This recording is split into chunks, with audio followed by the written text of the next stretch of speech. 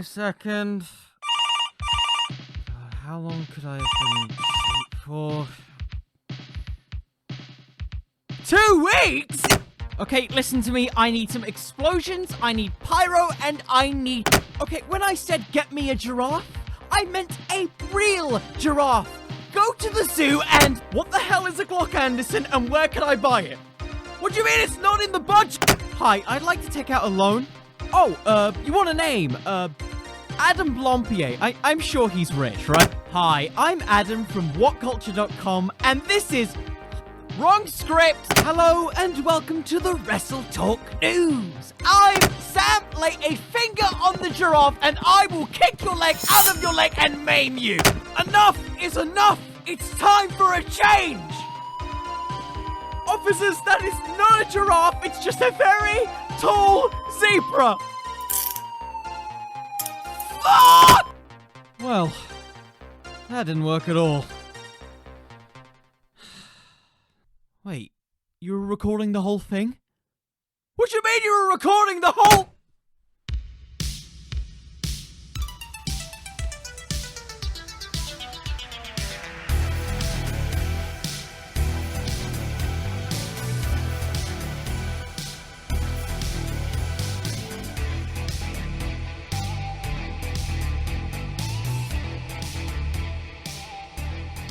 Ladies, gentlemen, and ladies, gentlemen, I'm back!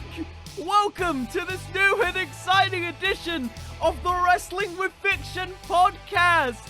My name is Connor, and you're here to hear me pitch wrestling storylines from the good to the bad to the damn right insane. I've somehow mixed up the intro since my 2-week hiatus. Whoa!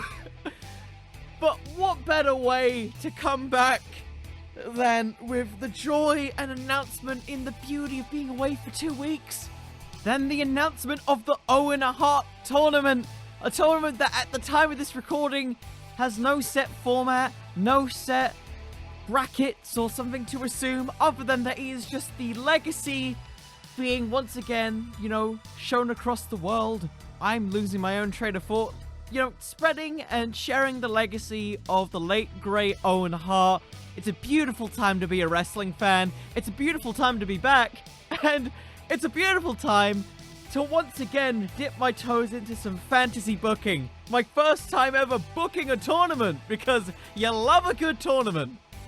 And I just want to say very quickly, it's very sweet that, after everything that happened with the death of Owen Hart and all the whole, chaos around it, I can't speak on this as much as various other people who are more experts among the topic, but it's just really nice to see, the whole situation with the Owen Hart Foundation now collaborating with AEW, and this whole thing about, spreading more positivity about this. It's great. It's fantastic. It's lovely to see.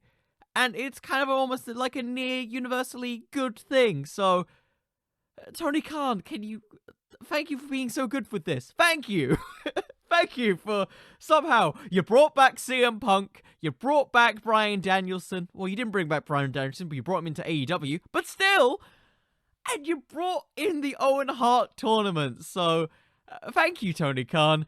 As a person who has only recently got into watching a bunch of Owen Hart stuff, I watched an incredible Owen Hart versus Jushin Thunder Liger match. Just scrolling through YouTube. It's incredible. Go watch them work together. They're really good. And, going through his classic matches, Owen Hart versus Bret Hart at WrestleMania 10, his incredible SummerSlam cage match. It's lovely. Because he's a wrestler who I look at and I think he is ahead of his time. The technical prowess. You can argue some of his little, character stuff. I have the whole, little promo that he had when he won multiple Slammies memorized, where he's in your face, Bulldog, you might have won 2 titles, but you ain't got 3 Slammies. He has such little brother energy, and I love Owen for that, because I'm a little brother. I'm a little brother as well. How people prefer either Owen Hart or Bret Hart? I feel because I'm the younger brother, I kind of understand Owen more, and I prefer Owen. And I feel like that's kind of also bled into, like, the way I watch wrestling between the two. It's like, well, but Owen's the little brother, so I have to root for him. Of course he's a douche. He's the little brother. That's kind of how my head goes. But anyways, I'm going majorly off topic because we are booking the Owen Hart Tournament, and this is your first time listening to this podcast. I like to do a little thing on the YouTubes or on the podcast app of your choice, where I put the timestamps in the description. So if you want to skip, this little random ramble, if you've got this far, feel free to skip. You got certain timestamps that can bring you straight to the booking itself, unless you don't want to go through any of that cheeky ramble. And whilst you're there, and whilst you're looking around your podcasts or your YouTube page, maybe going through your recommended, trust me, I'm guilty of that, consider subscribing to the podcast. It helps me out a ton. I'm just a one-man show here, I guess. Hopefully, maybe hoping to bring on some guests in the future. Who knows? You never know. But yeah, aside from that, I believe that it's time that we start talking about how on earth we are actually going to book the Owen Hart Tournament. So, let's talk about this beautiful new introduction, this new legacy building thing that is the Owen Hart Tournament. The Owen in about 4 minutes. Let's get into this.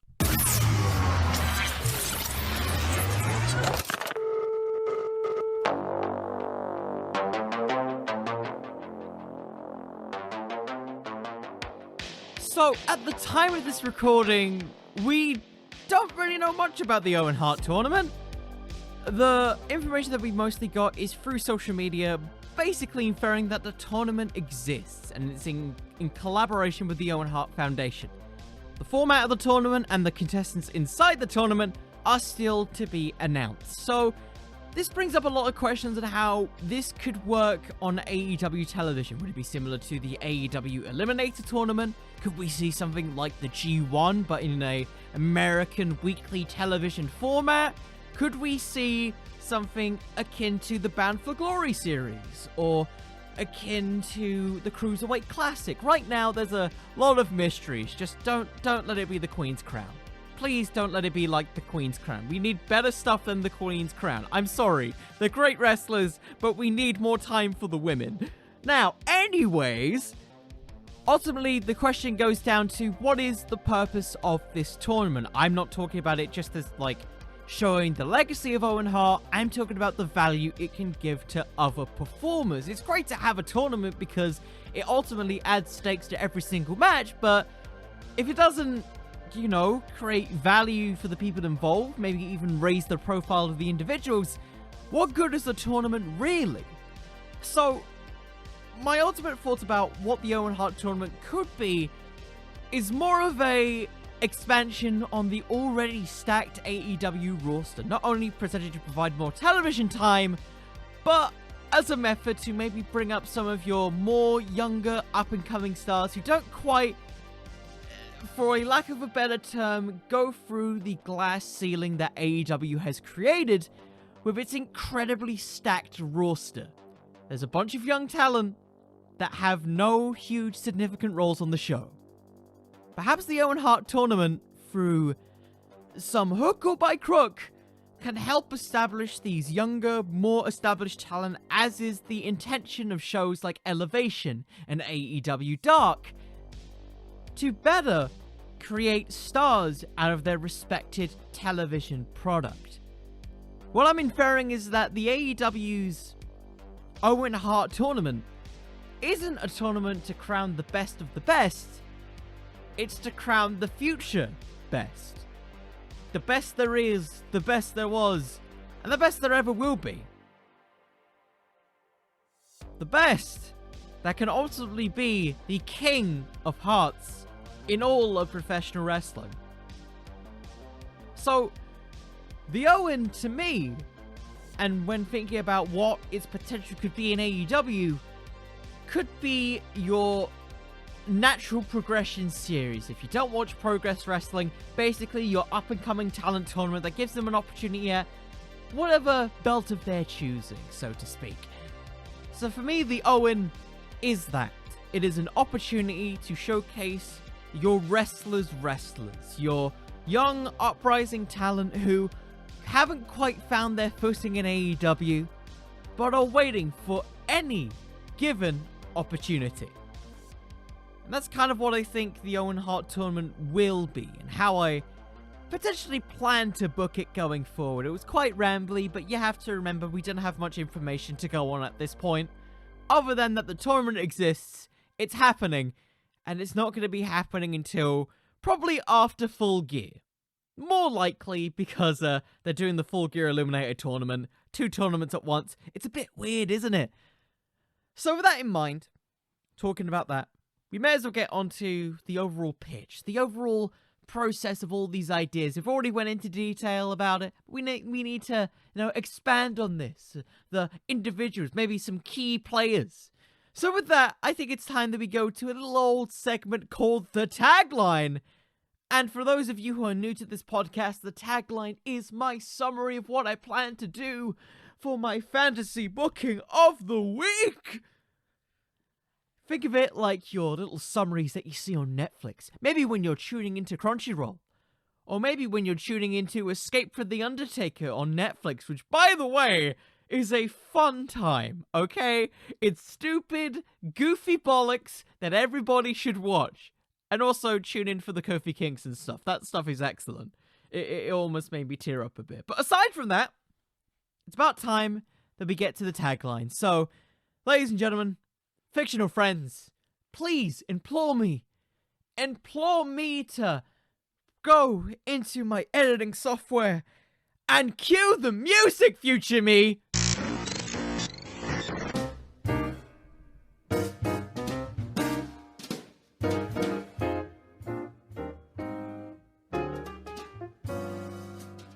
Okay, so we've already talked about the idea of the tournament being to establish younger talent. Really get them to be recognized in this big grand scope of AEW that kind of feels like it's starting to get very top heavy. You see some of the big stars at the top of the card, guys like Kenny Omega, Bryan Danielson, Hangman Page, Jon Moxley, Lance Archer, Pac, Orange Cassidy. There's a lot of people on top, and a lot of incredibly young guys who are kind of at the bottom, but we don't know really for how long because there's such a huge influx of talent on the roster. So, for me, the tagline for this Owen Hart Tournament is quite simple, so let me just read it as such. In tribute to a fallen legend, a tournament is established to form and shape new stars in mind, body, and heart. You see what I did there? That's it. It's a very short and simple stuff. It's pretty much just to establish more of these younger talent on, the worldwide stage of AEW. Because whilst there is a bunch of young talent, the majority of the time on weekly television they're featured on AEW Dark and Elevation. They're never featured on AEW Dynamite or Rampage, which are the big stages of AEW. You look at a guy like Dante Martin, for example, and he got over almost in an instant because he was wrestling Kenny Omega in the introductory match. What? And now look what he's doing now. He's having a match with Aleister Black. Give some of these younger guys, whether it be 15 minutes in a weekly tournament, to show the young prospects of AEW, really showcase it. Because whilst AEW has, showcased some of these people who are the 4 pillars, your Jungle Boys, your Sammy Guevaras, MJF, and Darby Allin, there's still a heap of younger talent who isn't really as exposed as these 4, who could have good, if not great matches if given the same time and exposure.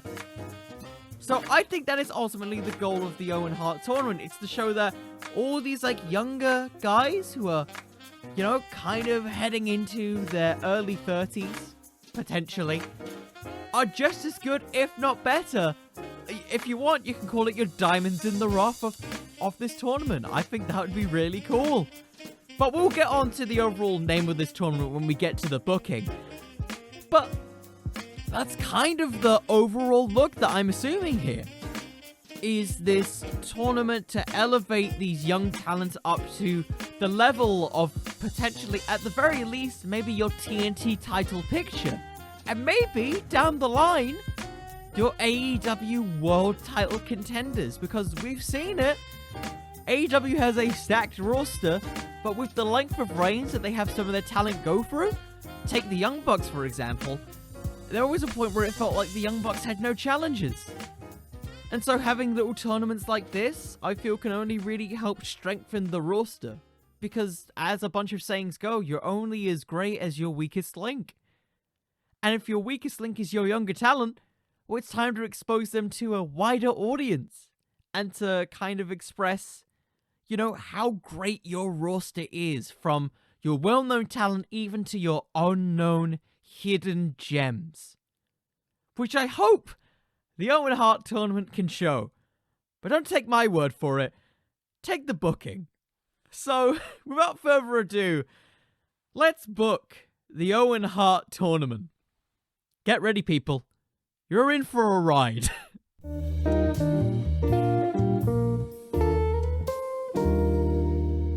Now, where do we begin? So our story begins on the New Year's Dash edition of AEW Dynamite, where Tony Schiavone announces on AEW television about halfway through the show that the inaugural Owen Hart Tournament, now dubbed the King of Hearts Tournament by the rights Tony Khan, will be in session next week.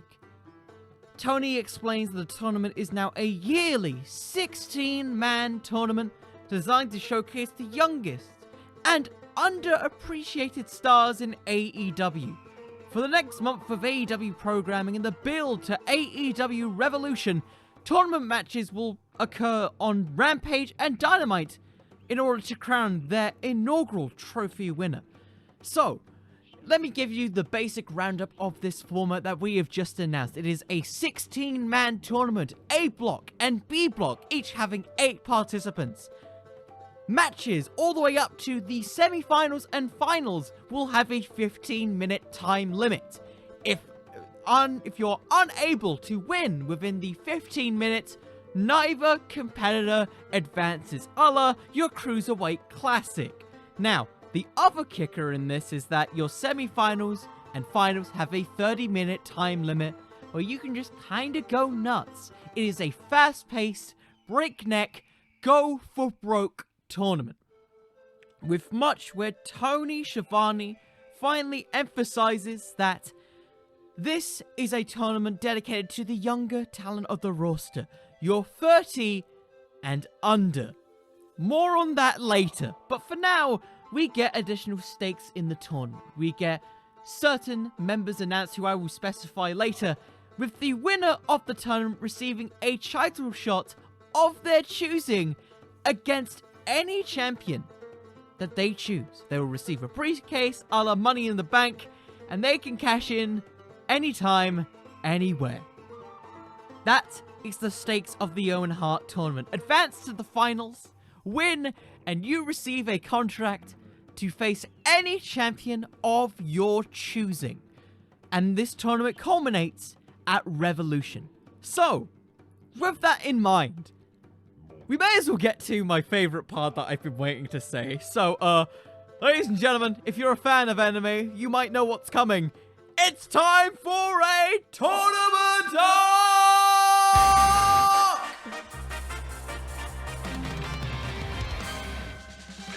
So these are the brackets. In Block A, we have Daniel Garcia, Griff Garrison, Wheeler Yuta, Mark Quinn, Alan Five Angels, Fuego del Sol, Nick Conrato, and Dante Martin in that order.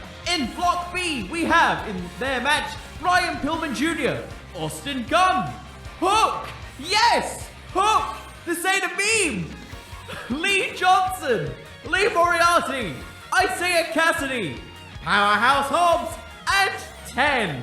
That is our inaugural Owen Hart Memorial Tournament brackets. It is a weird and wild tournament. Jesus, by God, God damn. I'm gonna turn off these effects now. Let's go! Oh, and for your information, that's gonna be continuing. I love this. Anyways, with the brackets announced, we get into our very first contest on AEW Dynamite. In the very first match, it is Daniel Garcia versus Griff Garrison. Yes, the Daniel Garcia who just had the crazy flipping week of his life, taking on Minoru Suzuki and CM Punk in the same week. What? This man is my age. He shouldn't be doing this, but he's doing it. So yeah, he's doing that. He's accompanied by 2.0, and likewise, Griff Garrison is accompanied by fellow tournament competitor Brian Pillman Jr. So yes, take that with what you will. They have a very competitive match in which we really do highlight that every 5 minutes, Justin Roberts says, 5 minutes gone, 10 minutes remaining. 10 minutes gone by, 5 minutes remaining. All that stuff to really highlight the desperation.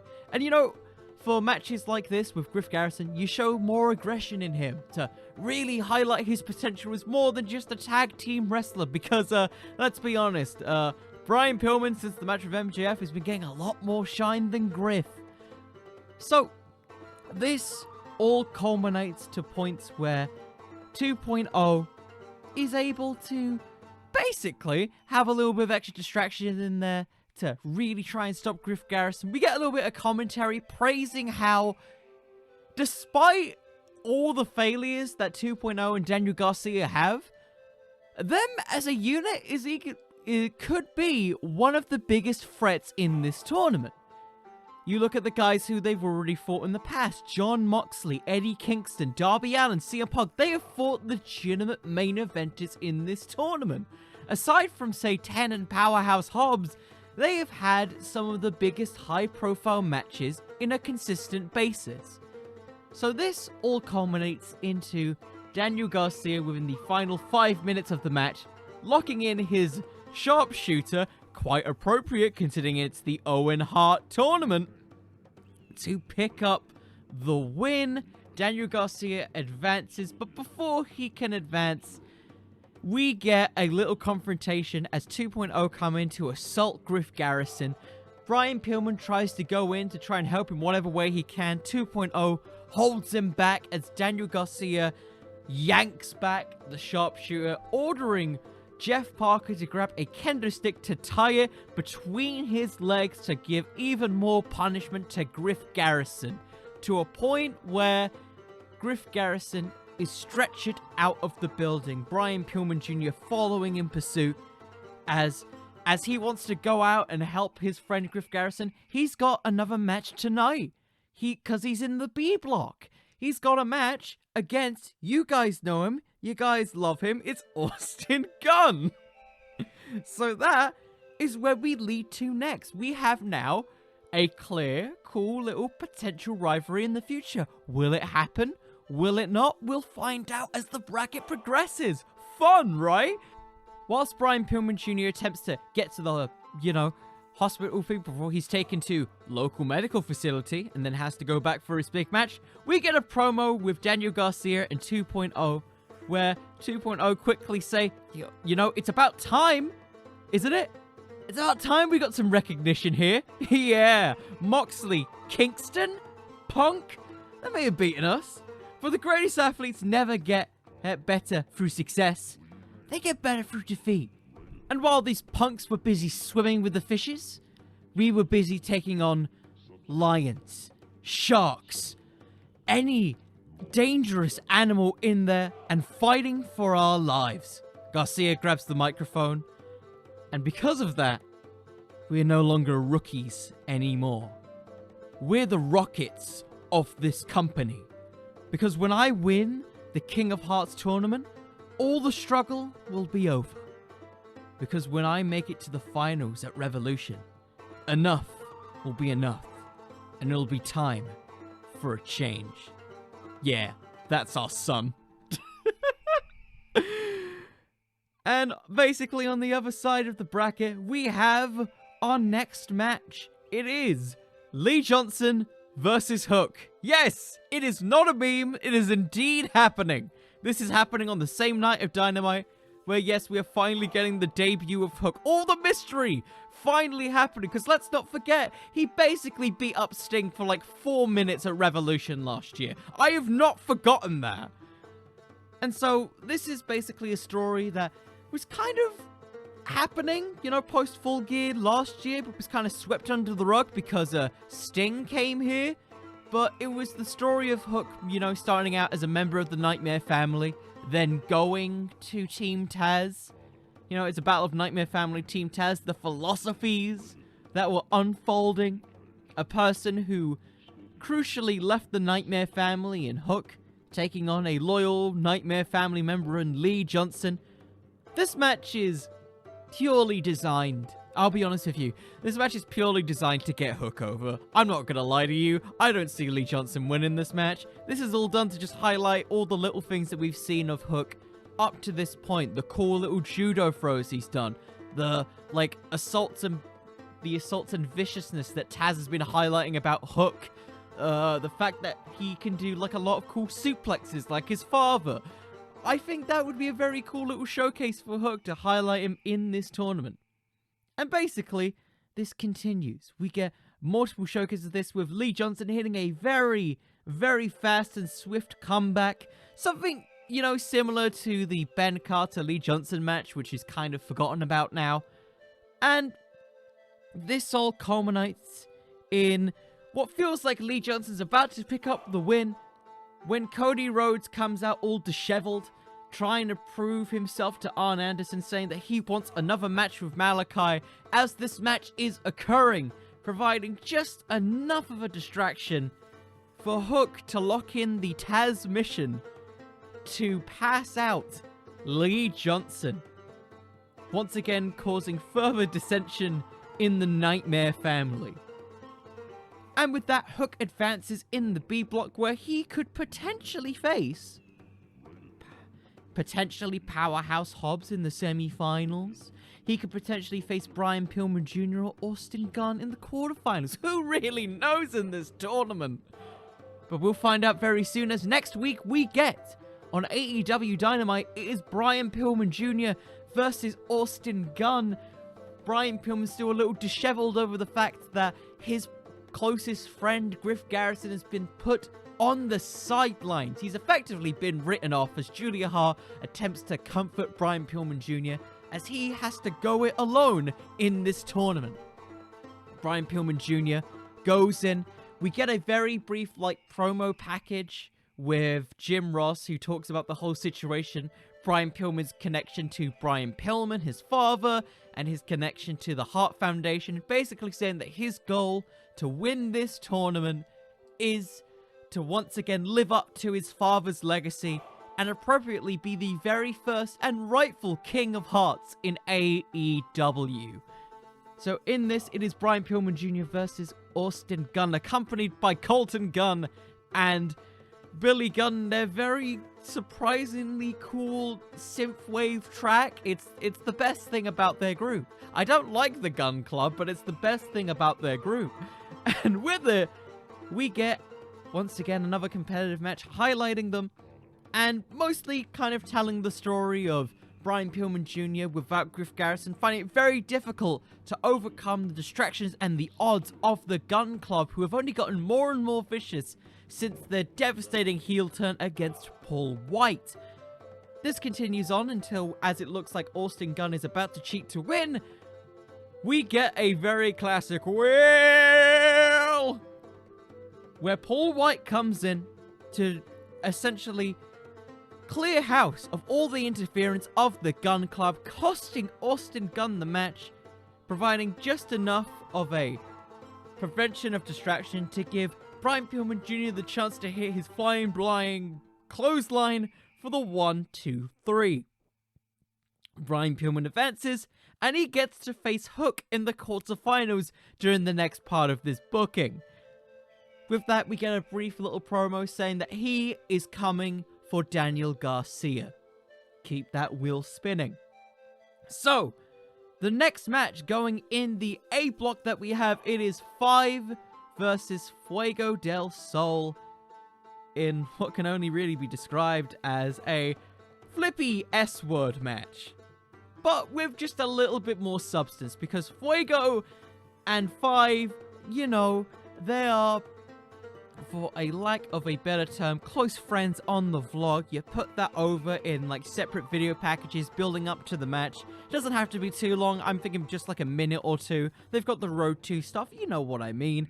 And it's pretty much a down to the wire 15-minute guns a-blazing.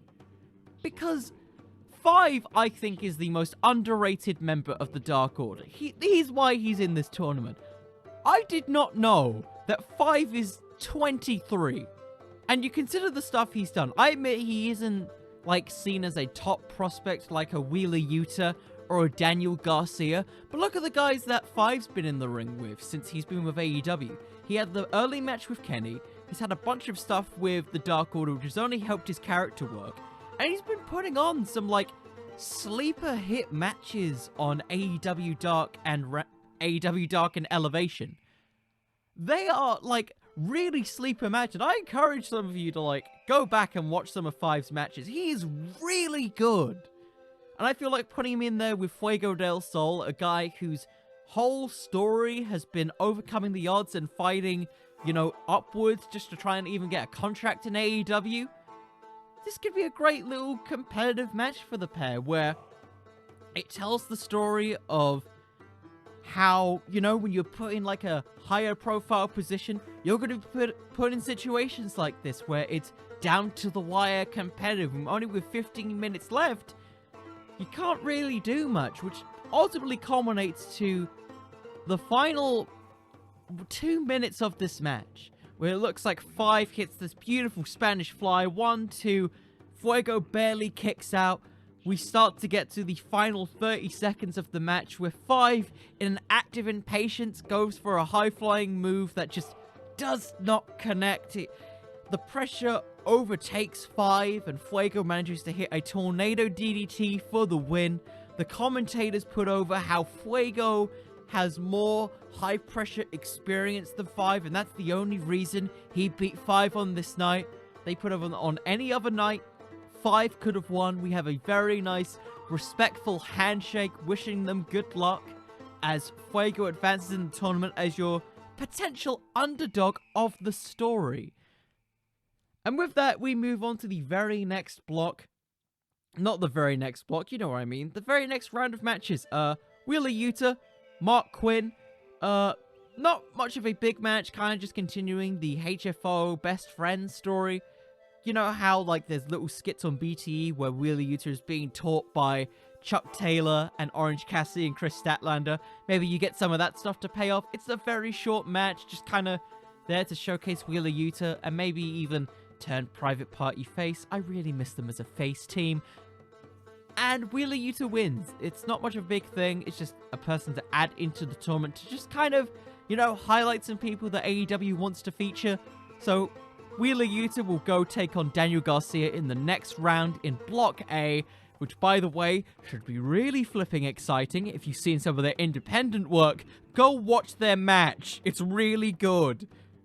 So, with that, we have the final few block matches with that. We've nearly covered everybody in the A block, aside from a couple things.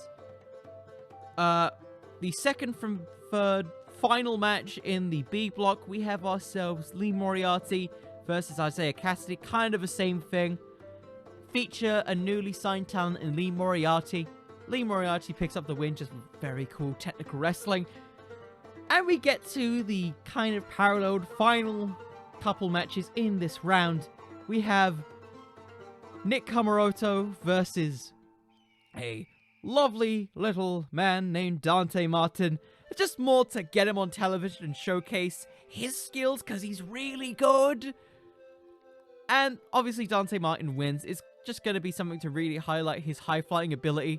A great little feature where he's considered one of the favorites to win the tournament because, well, he's had some incredible showings as of recently, kind of showing all the hard work has paid off, and whilst, like, Darius has been recovering, he has been putting on some classic matches in an attempt to, you know, keep their team alive. His whole motivation is that if he wins the King of Hearts tournament, he can finally show that all the bets that were put on him at such a young age were worth it, because he will carry AEW to far beyond the skies, to space and the galaxy and beyond. Kind of a cheesy promo. I couldn't think of much for Dante Martin. So with that, Dante Martin advances. He'll be facing Fuego del Sol in the quarterfinals. Now we have the final B block match. And this is where another important character comes into play. It's Powerhouse Hobbs versus 10. So, some of you might be wondering, if you were checking your ages on Wikipedia, why would I put Powerhouse Hobbs in this tournament? So for some of you may not know, Powerhouse Hobbs, at the time that I planned to book this, would be 31 years old. Just a year shy of being in this tournament. Well, when the tournament was announced and he was featured in it, so we're saying roughly like January 7th, 2022, Powerhouse Hobbs would be 30. So he would barely make this tournament. So the story of Powerhouse Hobbs in this tournament, when he's facing a big guy like 10, is that Powerhouse Hobbs has to overcome all these super young guys when he feels like, you know, life has kind of passed him by. He worked really hard to get into AEW. He's had some of these big matches, but he is mostly winning this to finally get a shot at a major title. He's been in the top 5 multiple times in AEW, but he's just never quite got the recognition that he feels, or Team Taz feels, that he deserves. So he has a big Haas match with 10. It's a big back and forth where Hobbs eventually hits the spinebuster with just his last inch efforts to pick up the win. Because while 10 may have another chance at this tournament, Powerhouse Hobbs, he won't. So that is the end of the first round of the King of Hearts tournament.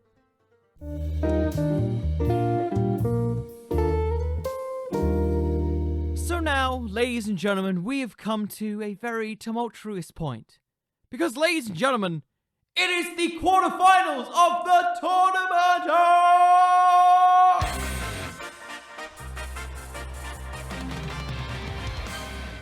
So, updating the brackets, we have in Block A's quarterfinals, Daniel Garcia versus Wheeler Yuta, Fuego del Sol versus Dante Martin, and in Block B, Hook versus Brian Pillman Jr., Powerhouse Hobbs versus Lee Moriarty.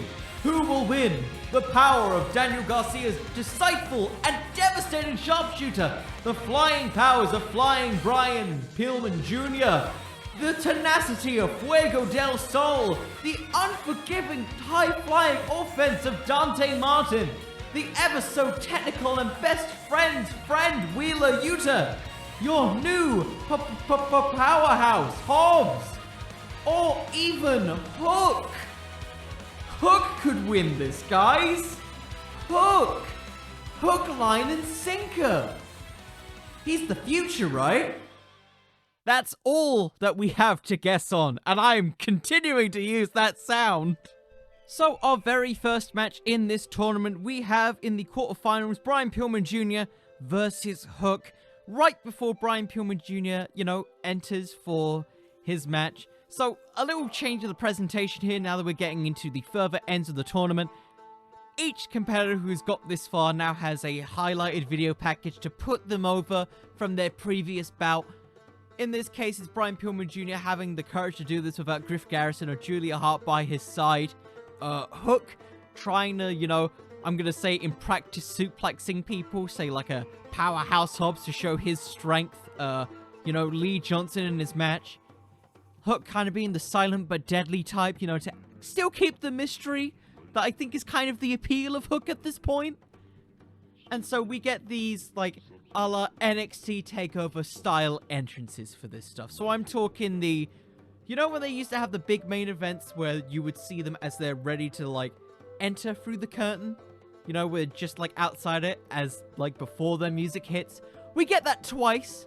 We first get it for, Hook, being accompanied by Taz and Powerhouse Hobbs as they're, patting him down to say, "You got this, buddy. You got this, son." Hook coming out looking like a vicious animal creature as raised by the Tasmanian devil that is Taz. We get Brian Pillman Jr. going out on his own with a kind of I'd say a Hart family tribute jacket. I'm thinking something that has some of the similar elements to the Hart Foundation. I think that'd be pretty cool. And as he's about to do that, we get a cheeky little stare down between Pillman and Garcia, where Pillman doesn't really say anything, and Garcia, he just grins. He just grins there. And he spits in Pillman's face, saying, "I'll see you in the finals." And Pillman just walks off. And he goes on to face Hook in a surprisingly competitive match for people who have never seen Hook before. Hook taking most of the offense at the beginning, really applying a lot of rest holds and locks and submissions to really try and drain the enemy energy of Brian Pillman, who people highlight on commentary had arguably been drained because of the 3-on-1 assault by the Gun Club. That was kind of their tactic to get in. Brian Pillman they put over as being kind of the only real loner in this tournament. Wheeler Yuta has the best friends. Garcia has 2.0. Hobbs and Hook have Ricky Starks and Taz. Aside from Lee Moriarty, Brian Pillman is on his own, and he can really feel it. Like, he doesn't really see his tag team partner around, because remember, Brian Pillman, for most of his career in AEW, has been a tag team wrestler. All those times where it feels like he can just go for a tag, he just can't quite do it right now. So in this, we get it where Brian Pillman, by hook or by crook, ironic because I just said Hook, beats Hook with his patented jumping clothesline for the 1-2-3. Brian Pillman once again narrowly escapes defeat after having so much focus on the arm and legs of Brian Pillman.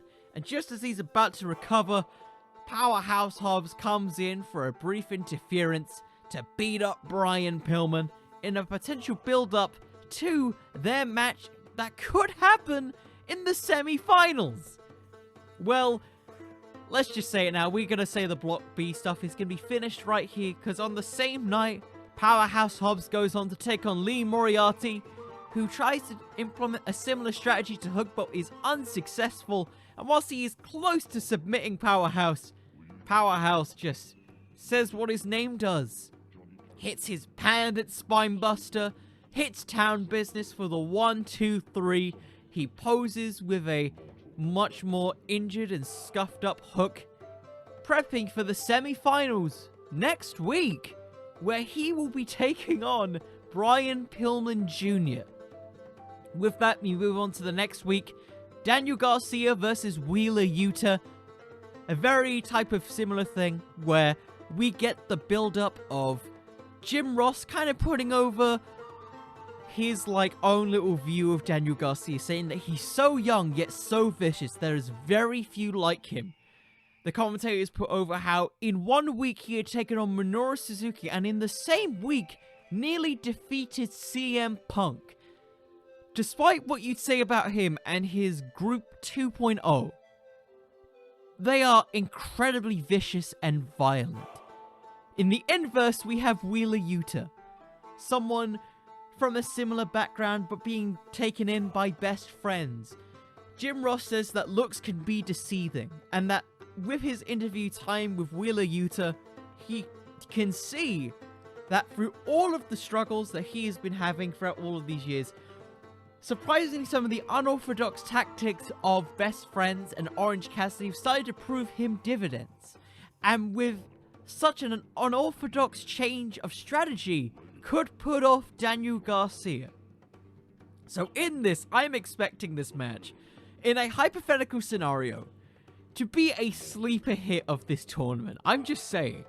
We have the narrative of Daniel Garcia and Brian Pillman throughout this, but this feels like the sleeper hit where you can really start to, plant the seeds of a young potential rivalry, which I think could be, a great basis for the Owen Hart Tournament. Having these new, fresh rivalries come out in this tournament and then build to years down the line.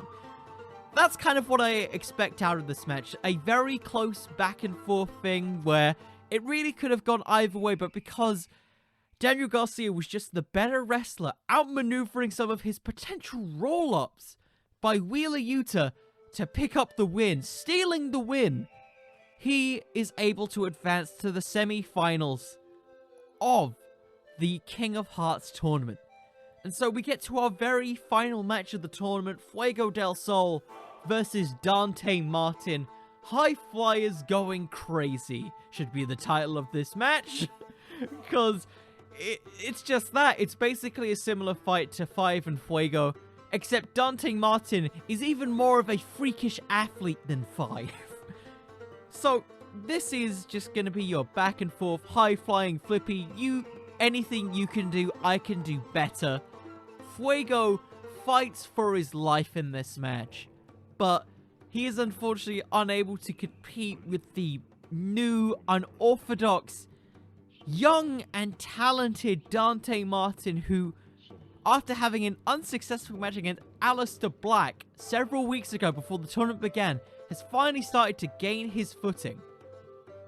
And with it, he dedicates the next win he's hoping in the semi-finals, going to the finals, to his hopefully soon-to-be recovering brother, Darius Martin, as he heads into the semi-finals against Daniel Garcia. So, a quick little update here. Cue the music for this tournament talk! We have Brian Pillman Jr. taking on Powerhouse Hobbs, and we have Daniel Garcia taking on Dante Martin. So, first and foremost, we have Daniel Garcia taking on Dante Martin in a clash of styles, which I think would be very cool for Garcia. Just trying to focus the entire story of the match, because now we've got 30-minute time limits. We can really, shove these matches down people's throats and how good these people are. So Daniel Garcia just purely focuses on isolating the legs of Dante Martin. 2.0 outside, finally, after having such a dominant performance, starts to see Daniel Garcia being a little bit more vulnerable because Dante Martin just won't quit. He goes for flying move after flying move. Even when his leg is banged up, he's figuring out how to do high-flying crossbodies with just one foot, despite all the effort of Daniel Garcia to just clip the wings of Dante Martin, resulting in 2.0 actually forcing their hands and causing a distraction for Dante Martin, leading to Daniel Garcia in a fleet of anger and frustration after doing 20+ minutes of focusing on that body part, locking in the sharpshooter as Dante Martin tries to cling to the rope and get there, as Daniel Garcia pulls him off and properly does his almost grapevine pullback of the sharpshooter. The commentator's putting over how it's even more vicious than Owen Hart's sharpshooter. It might be even the most vicious sharpshooter in all of professional wrestling, as Dante Martin taps out. He couldn't do anything, despite putting in such high-flying offense, looking like he was so close to victory. You gotta put him over strong. And as that happens, Daniel Garcia, he gets up, a little disheveled, a little shocked by how much effort he had to put in, as 2.0 come in and attempt to assault Dante Martin as Daniel Garcia walks out, preparing for the finals at Revolution. But it's in this moment, because you know what, you gotta get the crowd to leave happy to an extent. We finally get the return of Darius Martin, coming in to make the save for his brother, facing off against 2.0, which could be a very fun buy-in match, for Revolution coming up, because Darius Martin's meant to come back soon. Gives Dante something to do if you're not going to highlight him in a TNT title position, where they could really start to flourish as one of the top baby faces of the AEW tag team division, springing them off into greater pastures moving forwards. And so we reach the final semi-finals match, a banged up Brian Pillman Jr. after being softened up by Hook in the previous round against Powerhouse Hobbs. Powerhouse Hobbs also does not waste any time. The opening bell hits a spine buster on the back of Brian Pillman Jr., where it's literally a story of him fighting from underneath, trying to unlock what many could feel and have been begging for Brian Pillman to do, that loose cannon persona that is in his blood, where he is fighting for his life against impossible odds, and we see him in a almost like gutsy performance, almost egging on Powerhouse Hobbs to just do a little bit more as he's being absolutely pulverized by him and all the damage that has occurred throughout the weeks and weeks of this tournament, culminating in Powerhouse Hobbs going for town business, only to be counted into a roll-up. 1, 2, 3. The dream is over for Powerhouse Hobbs as Brian Pillman Jr. secures his spot in the finals, beaten, battered, and otherwise broken, damaged legs and all, as he struggles to get to his feet, limping, as Daniel Garcia and 2.0 come out to stare down his finals opponent. As we head into Revolution, who is gonna come out on top? Let's talk about it, people. Who wins the King of Hearts tournament?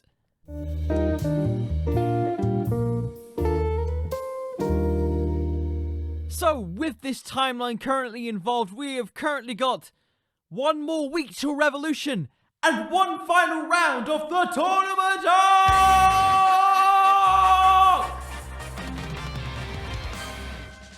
And so it has came down to this. Daniel Garcia versus Brian Pillman Jr. after spending weeks upon weeks fighting for their lives to eventually become the inaugural King of Hearts tournament champion. Who will win? Brian Pillman Jr., the son of Brian Pillman, a key member of the Hart Foundation and a member and piece of the Hart family legacy.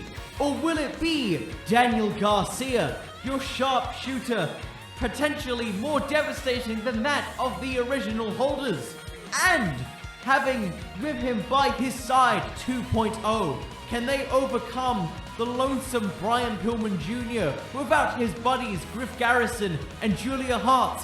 Or will Brian Pillman, with the courage by his side and strength of a loose cannon, overcome the odds? Time will tell. And so that is our final, something that we have been begging for since the beginning of the tournament, finally locking horns at Revolution. But before we get there, we get a very special sit-down interview with JR, addressing both competitors side by side, staring at each other, locking horns once again, as Jim Ross asks questions to both of them, putting over their previous victories. Brian Pillman coming in with various bits of, like, you know those like keto tapes and recovery tapes and ice that he initially denies having used to help him recover, to prepare him for the finals.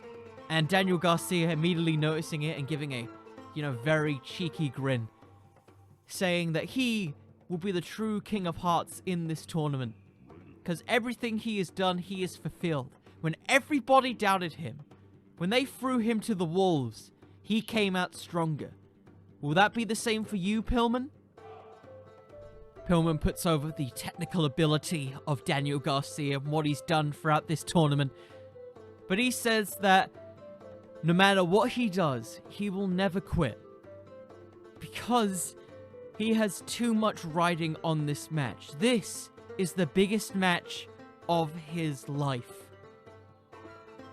And what better way to rise above the ranks after being humiliated by Maxwell Jacob Friedman, after always coming so close but not quite being enough, for all of it to come to a head, living up to and maintaining the Hart family legacy.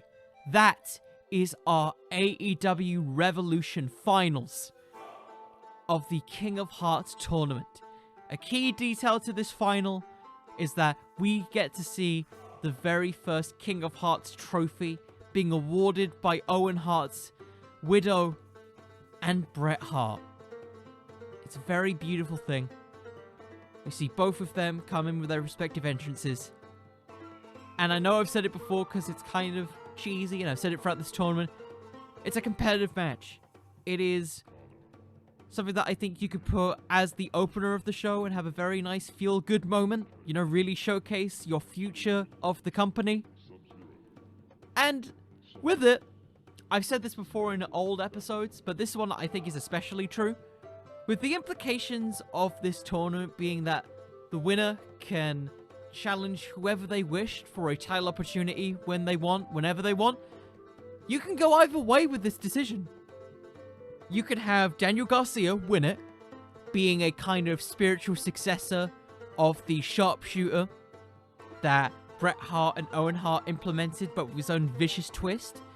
I think personally, if he was to win the tournament, he would go on and cash in an opportunity, a la like Money in the Bank on Sammy Guevara.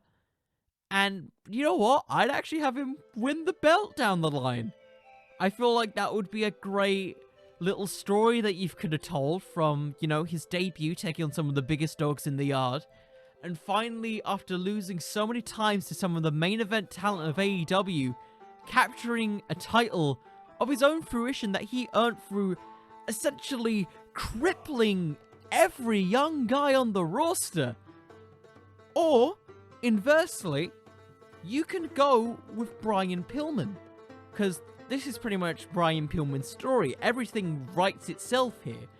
The descendant or person of a Hart family legacy who is involved in the faction, a person who you tell the story of him overcoming the odds despite his partners being taken away from him, split away from the very beginning of the tournament, having gone through so much hardship that you could see through like Dark Side of the Ring. They could highlight all of that little fun little tidbits. That could be a very fun thing, and it would give, if you want a filler match, if hypothetically Kenny or Hangman don't win the title, it would be a very fun, like, in-between special episode of Dynamite world title match.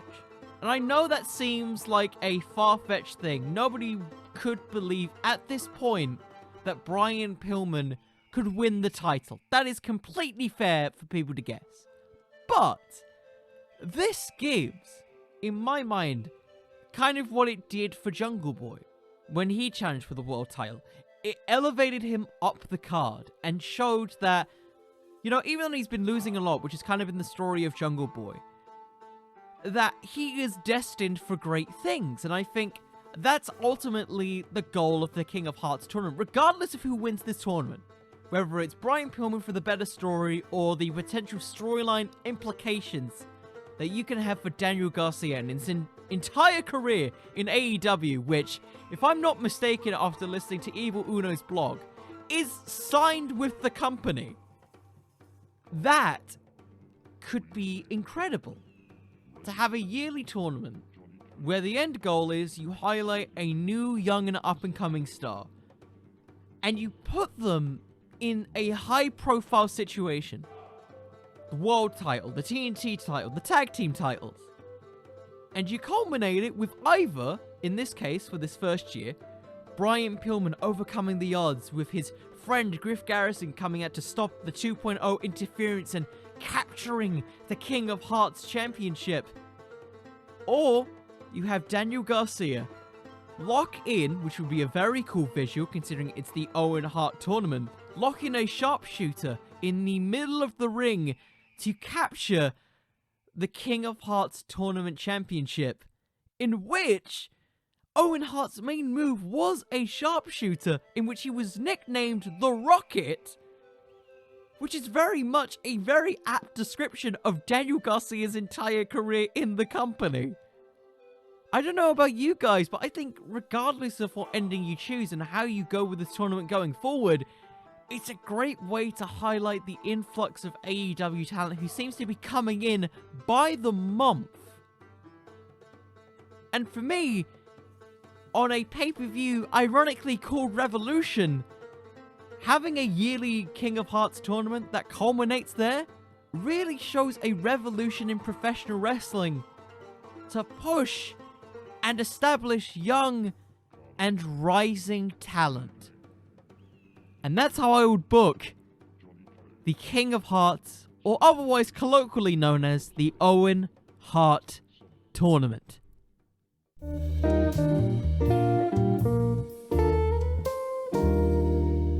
Oh, what a return to form. That was a very difficult tournament to book, but I'm glad how it turned out overall. I feel like that was just a very fun little thing to come back to.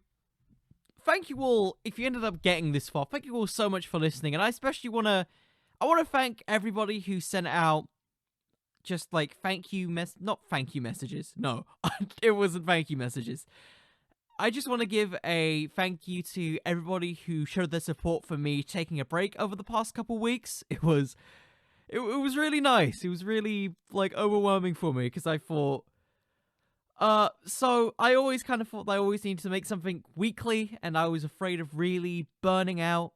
And it was really nice to hear all the lovely messages of people just saying, "Oh, that's fine, man. I hope you feel better." It was great. So I won't shout out everyone, but you know who you are if you sent them. Thank you so much for doing that. It really brightened up my day, legitimately, over the past couple weeks.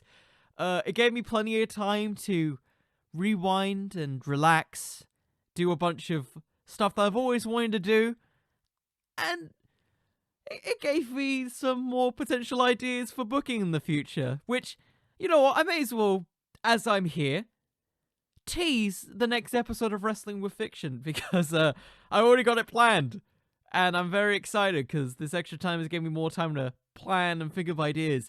So I will say this, I don't want to give it away, but the next wrestler that I will be covering, I've mentioned in this episode, so if you have any guesses, please tweet me at Connor the Cooper on Twitter.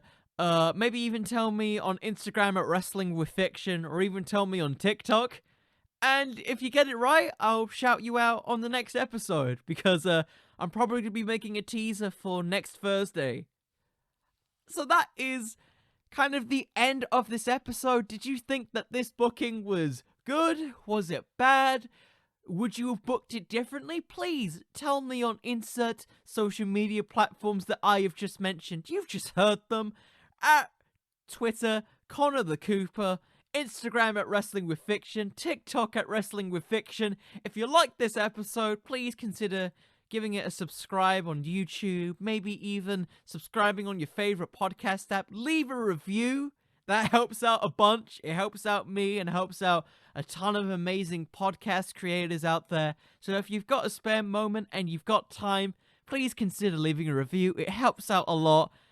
And once again, thank you all so much for listening. And I hope all of you have a lovely day. And remember, everyone, wrestling could always use just a little bit more fiction. Thank you all so much for tuning in. Good night, everybody.